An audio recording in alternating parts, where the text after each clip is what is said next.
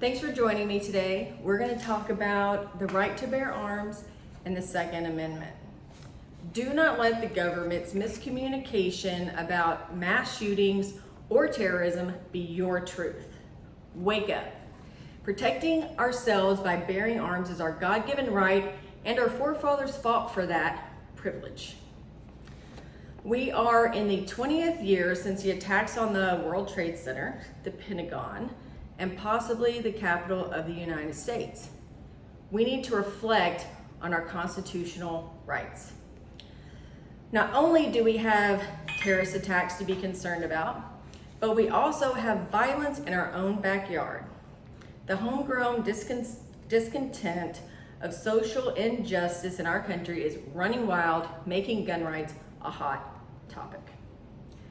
The Second Amendment gives all citizens of the United States the right to secure that they live in a free state and can defend that freedom.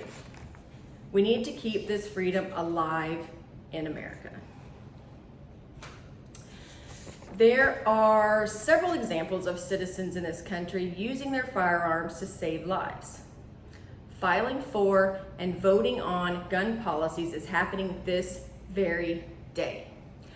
Our leaders are making false statements regarding the ownership of firearms. For example, Joe Biden claims that anyone can buy a gun from a gun show to circumvent a background check. And this is published in April of this year by factcheck.org.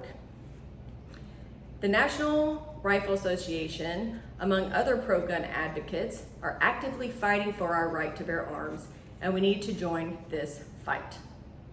For most of its history, the NRA has played two principal roles.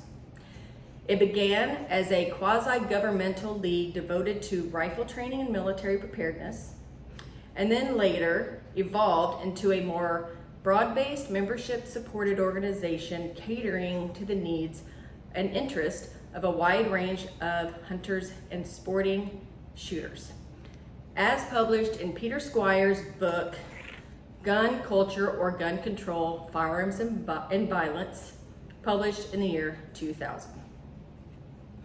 Gun safety is a must, and handling firearms should be taken extremely seriously. I am a member of the NRA, and I own several firearms, including 6 pistols and 1 AR-15, which I shoot and train with at several gun ranges near my house. There are several types of gun safes or hidden home safety boxes that you can use and keep this out of the reach of children. Every American should have the inalienable right to protect themselves, their family, their property, and their country against homegrown, foreign violence.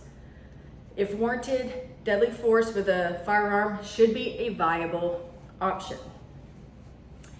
The Second Amendment states, a well-regulated militia being necessary to the security of a free state, the right of the people to keep and bear arms shall not be infringed, as written in the U.S. Constitution, 1908. There are many times where a citizen without military or police affiliation has saved countless lives with quick thinking and their firearm. Even when law enforcement was present or able to respond within minutes, civilians often had to make life and death decisions and therefore should be engaged in training and discussions on decisions they may face. And this is published by the U.S. Department of Justice, Federal Bureau of Investigation. One example of someone having to use deadly force to save innocent lives includes an attempted massacre on December 29th, 2019. This church shooting at the West Freeway Church of Christ in White Settlement, Texas, was stopped by one brave congregation member. This was cited by ABC News, CNN, and many other news outlets that very evening. A gunman sat in the Sunday service toward the left back of the church and at one point pulled out a gun, fatally shot 2 parishioners before their hero, Jack Wilson, head of church security, fired a single shot, killing the shooter instantly. There is no way to know how many lives were spared by Mr. Wilson's quick thinking and gun skills. Texas has moved in the right direction. They recently joined 19 other states in passing the Congressional Carry Bill. On June 16, 2001, Governor Greg Abbott signed HB 1927, the Firearm Carry Act of 2021, into law. It became effective September 1st, 2021. Now, there are many stipulations with us being able to access this privilege. You must be 21 years of age, have no felony charges, be found mentally competent, and have no history of domestic violence, stalking, or threatening the life of another person.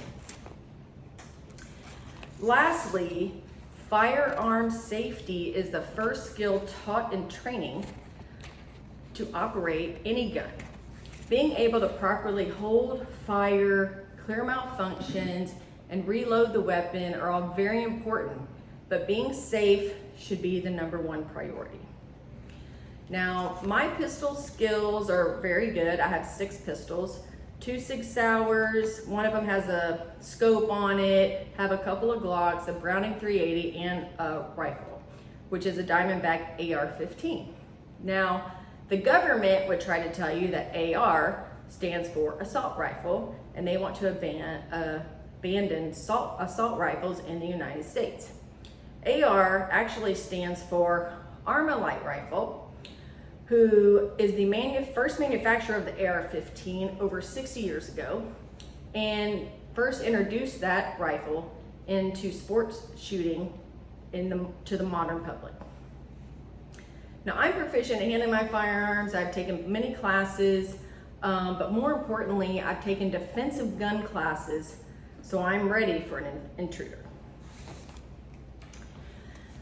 In conclusion, knowing and understanding your Second Amendment rights is essential.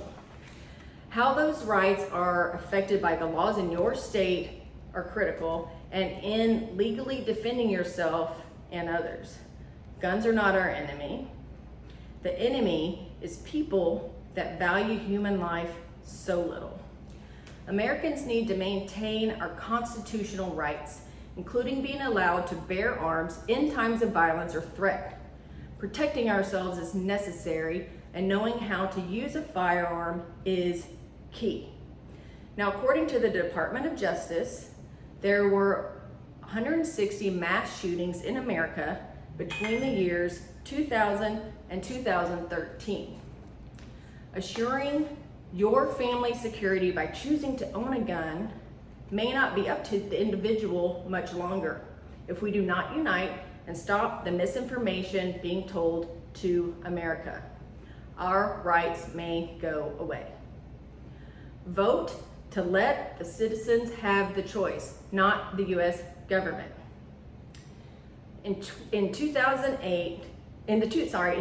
2008 case, District of Columbia versus Heller, the Supreme Court held that the Second Amendment protects any individual's right to possess a firearm unconnected with service in the militia, and to use that firearm for traditionally lawful purposes such as self-defense within the home. Do not let the political agendas dictate your fate. America is worth it, and so are you. Do not let your family be collateral damage.